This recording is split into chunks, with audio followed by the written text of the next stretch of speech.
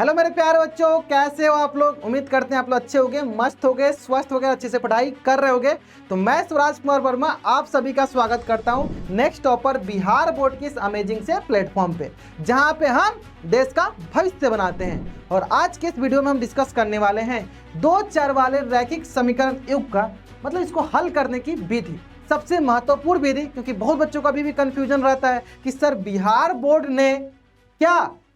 Board ने वज्र गुणन विधि को क्या अभी भी रखा है। हाँ, क्योंकि बिहार बोर्ड जो है अभी भी ओल्ड एनसीईआरटी को फॉलो करता है। अब नए एनसीईआरटी अगर आपके पास होगा तो उसमें से ये टॉपिक हटा दिया गया है, लेकिन कहीं गलती से इसको छोड़ के मत चले जाना, नहीं तो आपका मार्क्स कट जाएगा। ठीक है, तो वज्र गुणन विधि बहुत ही महत्वपूर्ण विधि होता है। कैसे इसको डिस्कस करेंगे, कैसे इसका शॉर्टकट ट्रिक बनाएंगे, सब कुछ सिखाएंगे। सबसे पहला काम आपको इसमें यह करना है कि जिस तरीके से मैं आपको अभी शॉर्टकट ट्रिक सिखाने वाला हूं वही तरीका आपको एग्जाम में भी फॉलो करना है।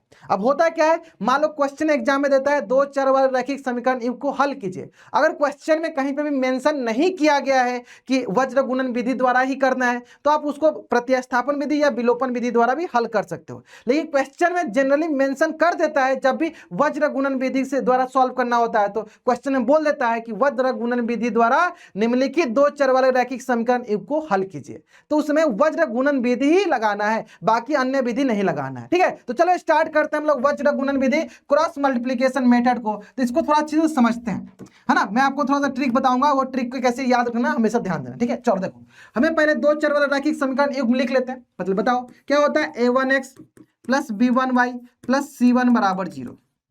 दूसरा क्या होता है, a2x plus b2y plus c2 बराबर 0, है ना, है ना, है ना, है ना। चलो, ये हो गया मेरे पास पहला समीकरण, ये हो गया मेरे पास दूसरा समीकरण। दो समीकरण हो गया। अब इसको हल करने की विधि तीन विधि होती है। अपने प्रतिस्थापन विलोपन वो तो सीख रखा है, अब सीख रहे हैं हम लोग वज्र गुणन विधि। कैसे करते हैं सर, x की वैल्यू और y की वैल्यू हमें निकालनी है। कैसे निकालते हैं, ध्यान दो। देखो, तीन काम करते हैं। एक लिख लिया नीचे हमने x, फिर हमने यहां लिखा माइनस का y, फिर हमने लिखा यहां पे इसके नीचे 1। क्या लिखा, 1। और आपको मैंने त्रिभुज का क्षेत्रफल निकालना सिखा दिया है, थोड़ा बहुत आइडिया लग गया होगा। मैंने सिखाया था कुछ डिटर्मिनेंट सॉल्व करने का। जैसे मान लो मैंने लिखा 1 2 3 4, कैसे हल करते हैं इसको। तो देखो, इन दोनों का ऐसे क्रॉस मल्टीप्लीकेशन में से इसको घटा देते हैं। मतलब 1 गुने 4 में से किसको घटा देंगे, 2 गुने 3 को। ठीक है, तो बताओ क्या आ जाएगा। तो सर ये हो गया मेरे पास 4 माइनस 6 क्या आ जाएगा, माइनस का 2। ठीक है, या मैं अगर इसको ऐसे लिखूं ए बी सी डी, तो क्या करोगे, क्रॉस मल्टीप्लीकेशन, ऐसे ऐसे क्रॉस मल्टीप्लीकेशन। बताओ क्या आएगा। तो बोलो सर ये हो गया ए गुने डी माइनस बी गुने सी। यानी हमें ऐसे मल्टीप्लाई करना है, ऐसे क्रॉस, ऐसे क्रॉस। ठीक है, चलो सर ये करना है क्या, हाँ वही करना है। देखो आ गया, इसके नीचे हम डिटरमिनेंट लगा देते हैं, इसके नीचे हम ऐसे डिटरमिनेंट लगा देते हैं, इसके नीचे हम ऐसे डिटरमिनेंट लगाते हैं। अब आते हैं अगला जो हमारा खेल। सर क्या खेल करने वाले हो, सर क्या खेल करने वाले। देखो, जैसे हमने x के नीचे लिखना है, तो जैसे हमने x की बारी आई, x वाला पूरा छुपा लो, x वाला पूरा छुपा लो, x वाला पूरा छुपा लो। ठीक है सर, x वाला छुपा लिए, बचा क्या सर, जो y वाला, y का क्या बचा sir, b1 b2 c1 c2। बस सर मजा आ गया सर, क्या बच गया, b1 b2 c1 c2। बस जैसे आप y पे बढ़े, y वाला छुपा लो, y वाला पूरा ढक लो, y वाला ढक लो, ऐसे y वाला ऐसे पूरा ढक लो। y को ढक लिया हमने, y को ऐसे ढक लिया, y को ढक लिया, बचा क्या। तो आप बोलोगे सर यहां पे हमारे पास बच गया, बताओ यहां पे हमारे पास क्या बच गया, a1 a2 c1 c2। क्या बच गया यहाँ पे, a1 a2 c1 c2, है ना। तो यहां बच गया देखो a1 a2 c1 c2 बच गया। अब जैसे एक की बारी है, मतलब अचर पद वाला, तो इसको छुपा लो, c1 c2 को छुपा लो। बताओ क्या बचेगा सर, a1 बचेगा, a2 बचेगा, b1 बचेगा, b2 बचेगा। तो ये आ गया देखो हमारे पास a1 a2 b1 b2, ये बचेगा। अब करना क्या है, ऐसे क्रॉस, इसको ऐसे क्या करना है, क्रॉस कर लो। जैसे हमने डिटरमिनेंट सॉल्व करते हैं, अभी तो मैंने सिखाया कैसे, ऐसे क्रॉस। अभी तो सिखाया मैंने डिटरमिनेंट सॉल्व करना, अभी तो सिखाया आपको मैंने डिटरमिनेंट सॉल्व करना। कर लो, आसान सा, एकदम आसान सा, क्लियर। अब बोलोगे सर हमने तो इसका फॉर्मूला याद किया था, ये तो बहुत आसान तरीका सिखा दिया। हाँ, फॉर्मूला याद नहीं करना, मैंने आपको पहले ही सिखाया था पहले दिन कि हम आपको ऐसे सिखाएंगे कि फॉर्मूला आपको याद करने की जरूरत नहीं है। तो बताओ क्या आ जाएगा, x divided by b1 into c2, b1 into c2, ये क्या आएगा, b2 इंटू c1। पहला हो गया सर, आसान हो गया। चलो यहां पर आ जाओ, minus y into a1 into c2 minus बताओ a2 इंटू c1। ठीक है, नेक्स्ट ये बताओ ये क्या आ जाएगा, ये आ जाएगा 1 divided by A1 into B2 minus A2 into B1, A2 into B1। तो बहुत बच्चे इसको रटते हैं, क्या क्या आपको रटने की जरूरत नहीं है, आपको हमेशा यही दिमाग लगाना है, हमेशा यही दिमाग लगाना, और यही टिप्स एंड ट्रिक आपके पास हमेशा होना चाहिए, हमेशा यही टिप्स एंड ट्रिक होना चाहिए। करना क्या है, अगर हमें x निकालना है तो B1 B2 C1 C2, देखो अगर y निकालना है A1 A2 C1 C2, अगर हमें 1 वाला निकालना है A1 A2 B1 B2, इसके नीचे रख दिए। Clear clear. अब बताओ सर एक बार x और इसको लेकर सॉल्व कर देना, यानी करना क्या है, एक बार इसे और इससे लेकर हल कर देना, x की वैल्यू आ जाएगी। एक बार y और इससे लेकर हल कर देना, हमें y की वैल्यू आ जाएगी। ठीक है, कहना क्या चाहते हो सर, थोड़ा बहुत कम समझ में आया, यानी मैं कहना चाहता हूं कि एक बार ये और एक बार ये, इनको एक बार लेकर सॉल्व करोगे, इनको लेकर सॉल्व करोगे तो यहां से क्या आ जाएगा, x का मान आ जाएगा। क्या किसका मान आ जाएगा, x का मान। ठीक है, x का मान आ जाएगा। अगला सर एक बार क्या करना, आप एक बार y को है ना और इसको लेकर हल करोगे तो यहां से किसका मान आ जाएगा, y का मान आ जाएगा। किसका मान आ जाएगा, y का मान। एक क्वेश्चन करा दो ना, आसानी से हल हो जाएगा, आसानी से मैं समझ में आ जाएगा क्या करना है हमें, है ना। तो चलो एक क्वेश्चन ही कर लेते हैं, एक क्वेश्चन ही कर लेते हैं जहां से हमें अच्छे से क्लियर समझ में आ जाएगा। ठीक है, चलो क्वेश्चन ही कर लेते हैं, क्वेश्चन कर लेते हैं।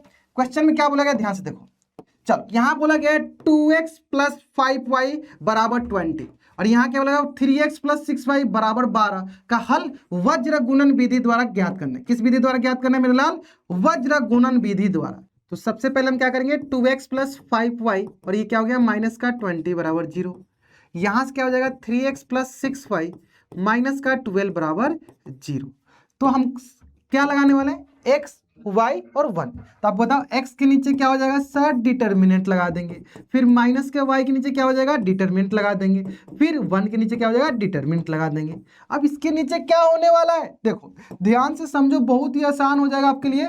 अब देखो करना क्या है, जैसे आपने x लिखा तो x वाले को गायब कर दो, x वाले को हमने गायब कर दिया, x वाले गायब कर दिया, क्या बच गया 5 6, क्या बच गया मेरे पास 5 6, और यहाँ क्या बचा माइनस का 20 माइनस का 12।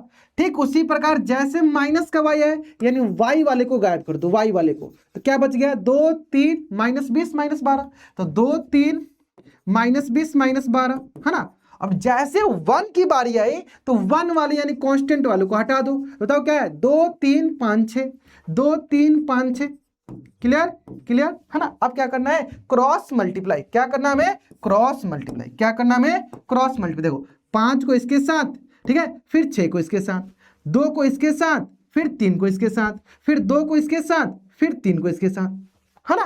अब बताओ करते हैं, बहुत आसानी से सॉल्व कर पाएंगे। बताओ बताओ यहाँ क्या हो जाएगा, यहाँ हो जाएगा हमारे पास x बट्टा क्रॉस मल्टीप्लाई 5 गुने माइनस का 12, देखो 5 गुने माइनस का 12, ठीक है, फिर बीच में माइनस 6 गुने माइनस का 20, 6 गुने माइनस का 20। क्लियर। फिर बताओ ऊपर क्या हो गया, माइनस का y, बताओ 2 गुने माइनस का 12, फिर क्या आ जाएगा माइनस 3 गुने माइनस का 20, 3 गुने क्या हो जाएगा माइनस का 20। इसी तरह एक के साथ करेंगे, बताओ ये 1 बट्टा 2 गुने क्या हो जाएगा मेरे पास 6 माइनस का 3 गुने क्या हो जाएगा 5, है ना। चलो एक स्टेप आगे सॉल्व करते हैं, फिर देखते हैं क्या मिलता है हमारे पास। तो ये आ जाएगा हमारे पास यहाँ पे x बट्टा प्लस माइनस माइनस का 60, बताओ प्लस माइनस सर प्लस का 120, यहां देखो माइनस का y और 12 दूनी माइनस का 24, और ये क्या जाएगा माइनस माइनस प्लस का 60। यहां बता दो 1 बट्टा 6 दूनी 12 और माइनस का क्या हो जाएगा 15।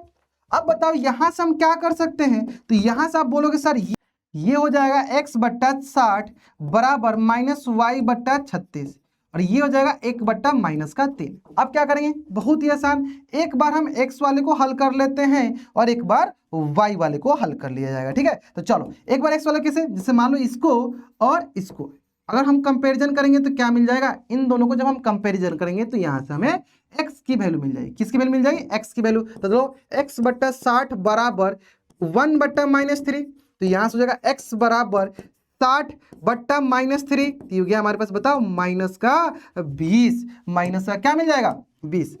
ठीक इसी प्रकार अगर मैं y की बात करूं तो y को भी इसी तरह हल कर लो। चलो एक बार क्या करो y को, तो -y/36 और यहां से -1/3 इनको हल कर लेते हैं। तो बताओ क्या जाएगा, यहां से जाएगा -y/36 बराबर हो जाएगा 1/-3, तो यहां से जाएगा y बराबर -36/-3 कटेगा क्या, हाँ देखो कट जाएगा। बताओ 3 से कटेगा, कितनी बार में कटेगा सर, ये तो 12 बार में कट जाएगा। तो y की वैल्यू क्या आ गई सर, +12 है ना। तो यानी हमारे पास हल क्या मिल गया, हल मिल गया हमारे पास x, y क्या आ जाएगा, x की वैल्यू आ जाएगी बताओ -20 और y की वैल्यू 12, -20 और y की वैल्यू क्या आ गई 12। अब आपको लगा सर इसको हमें चेक भी करना होगा क्या, चेक कर सकते हो। देखो चेक करने का मतलब क्या है, ये इसका हल है तो इसको सेटिस्फाई करना चाहिए। तो देखो क्या हो गया, ये 20 दूनी 40 कर लेते। देखो ये जगह 20 दूनी 40 और ये जगह हमारे पास बताओ 12×5 60 प्लस का 60 माइनस का 20, देखो सेटिस्फाई कर रहा है 0 बराबर 0। हाँ इसका मतलब मेरा हल एकदम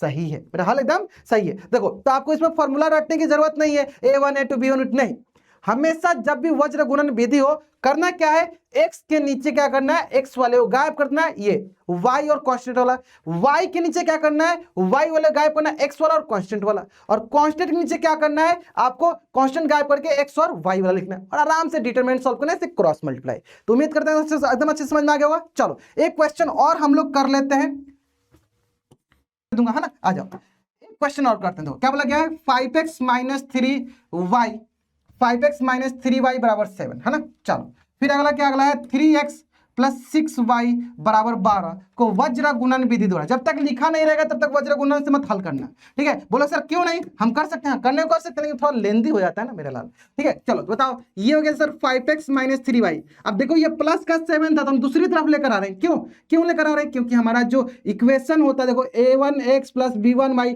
तो c1 जो होता है हमारा बराबर के इधर रहता है, इसलिए हम हमेशा जब भी हमारे पास क्वेश्चन आएगा हम जो हमारा कांस्टेंट होगा दूसरी तरफ लेकर आएंगे, इक्वल टू 0 करेंगे, इक्वल टू 0 करेंगे। बताओ ये प्लस का 7 इधर क्या क्या, माइनस का 7 बराबर 0, समीकरण नंबर 1। यहां आगे देखो 3x प्लस का 6y - 12 बराबर 0, ये समीकरण नंबर हो गया 2।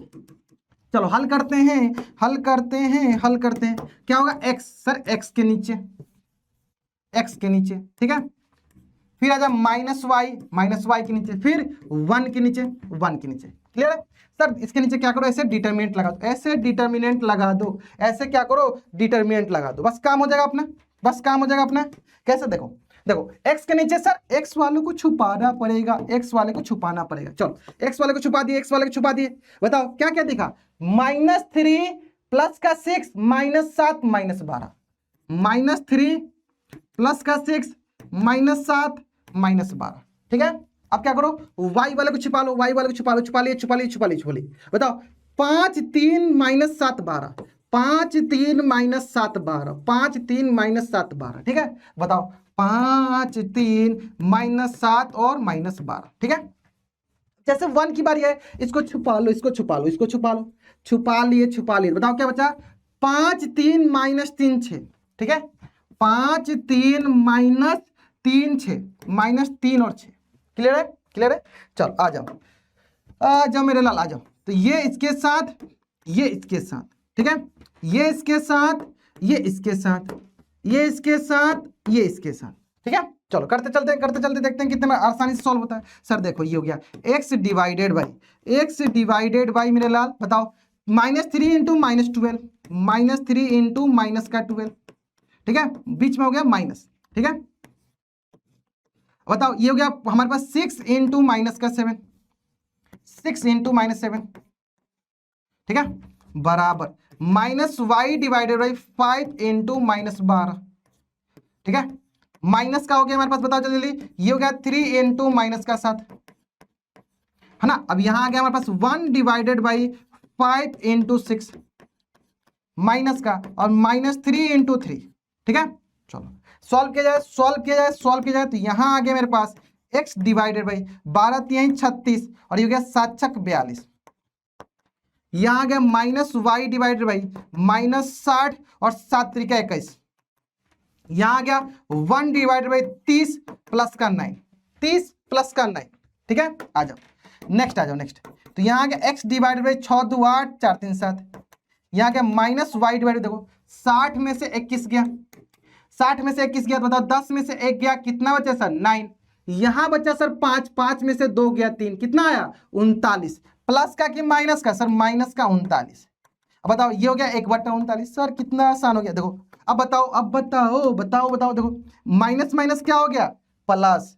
तो अब एक एक करके सॉल्व करते हैं, पहले एक बार इन दोनों को, इसको चलो थोड़ा सा आ जाते हैं अपने, हाँ इसको और इसको लेकर सॉल्व किया जाए। एक बार ले लो सर, ले लो सर, आसान हो जाएगा, आसान हो जाए। देखो बताओ क्या होगा सर, पहली बार क्या होगा सर, x/78 बराबर हो गया, बताओ ये 1/39। यहां से x बराबर क्या होगा 78/39। तो 39 दूनी क्या होता है सर 78। 39 दूनी क्या होता है सर 78। तो x की वैल्यू क्या आ गई 2 आ गई। क्लियर, x तो x का काम तो हो गया, x का काम हो गया। अब क्या करते हैं y का काम करते हैं। y सर y/39 बराबर 1/39, तो सबसे आसान हो गया सर, ये तो सबसे आसान हो गया। क्यों, क्योंकि यहाँ से 39 से 39 कट गया, 39/39 जो कि कितना आ गया 1 आ गया, कितना आ गया 1 आ गया, कितना आ गया 1 आ गया। तो यानी y की वैल्यू 1 और x की वैल्यू 2 आ गई। समझ में आ गया किस प्रकार से वज्र गुणन विधि को द्वारा किसी भी दो चर वाले रैखिक समीकरण को हल करते हैं। बस यही तरीका, आपको वो फॉर्मूला रटने की जरूरत नहीं है, a1 a2 b1 b2 कुछ नहीं, कुछ रटने की जरूरत नहीं है। आप ये लॉजिक लगाओ, हमेशा काम करेगा। ठीक है, चलो इस तरह मैं आपको 2 होमवर्क दे देता हूँ, 2 होमवर्क दे रहा हूं, आराम से ये दोनों के दोनों होमवर्क बना लेना। चलो एक ही होमवर्क बना लेना। ठीक है, चलो अब आते हैं बात की, इस तरह के वीडियो हो सकता है आपको बहुत इंपॉर्टेंट हो, क्योंकि आप लोग सोच रहे हो कि सर कि ये सब टॉपिक हटा दिया गया क्या, अभी भी है क्या, तो इसलिए बहुत इंपॉर्टेंट वीडियो हो जाता है आपके लिए। ठीक है, अब रही बात कि आपको भी लग रहा होगा सर और कोई वीडियो जो अभी तक हमने नहीं बनाया हो, लेकिन आपको चाहते हो कि सर उस पर भी वीडियो बना दीजिए, जरूर कमेंट करके बता दीजिए, मैं जरूर बना दूंगा। ठीक है, चलो तो जैसे कि आप सभी को पता है कि ये जो हमारा टॉपिक है वज्र गुणन विधि, इसको हमने वन शॉट में नहीं कवर किया था, दैट्स व्हाई हम यहाँ पे कवर कर रहे हैं। तो जितने बच्चे हमारे साथ वन शॉट में जुड़े हुए हैं, रेगुलर बेसिस पे क्लासेस देख रहे हैं, तो वन शॉट के नीचे आपको डीपीपी मिल जाता है, तो वहां पे जाके डीपीपी जरूर हल किया करो। उस हल करोगे डीपीपी तो उसमें ढेर सारा वज्र गुणन विधि द्वारा सॉल्व करने में बहुत सारे क्वेश्चन मैंने डाल रखा है। ठीक है, तो वहां से जाके ढेर सारे क्वेश्चन की प्रैक्टिस कर लो। ठीक है, चलो ऐसे हम लोग मिलते रहेंगे इंपॉर्टेंट वीडियो के साथ, और ऐसे तो मिल ही रहे, दिन भर रात भर हमारे आपके साथ लगे ही है ना।